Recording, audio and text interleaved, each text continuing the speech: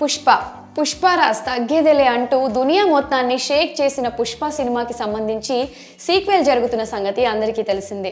లెక్కల మాస్టర్ సుకుమార్ తెరకెక్కించిన పార్ట్ 1 ఎంతటి బజ్ క్రియేట్ చేస్తుందో తెలిసిందే.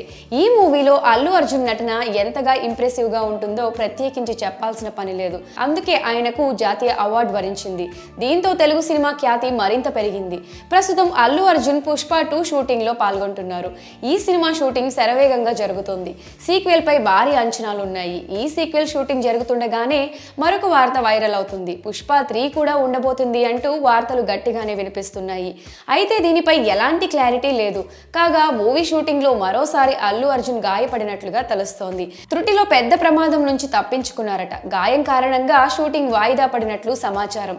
దీనికి సంబంధించిన ఒక పిక్ వైరల్ అవుతుంది.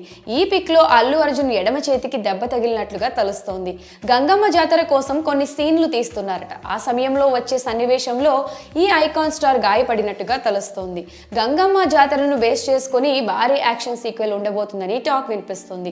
ఆ సమయంలోనే ఈ నేషనల్ అవార్డ్ యాక్టర్ గాయపడ్డారని సమాచారం. ఆ ఫోటోలో అల్లు అర్జున్ చేతికి ఒక కట్టు కట్టి ఉంది. గాయం వల్ల షూటింగ్ వాయిదా పడిందని, ఈ కారణంగా ఆగస్టు 15కు సినిమా విడుదల అవుతుందా లేదా అన్న అనుమానాలు కూడా వస్తున్నాయి.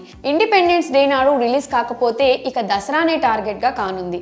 ఇప్పటి వరకు 70% షూటింగ్ పూర్తి అయిందని, వచ్చే 3 నెలల్లో మొత్తం షూటింగ్ కంప్లీట్ చేయాలని అనుకుంటున్న సమయంలో అల్లు అర్జున్ కి ఇలా జరిగింది.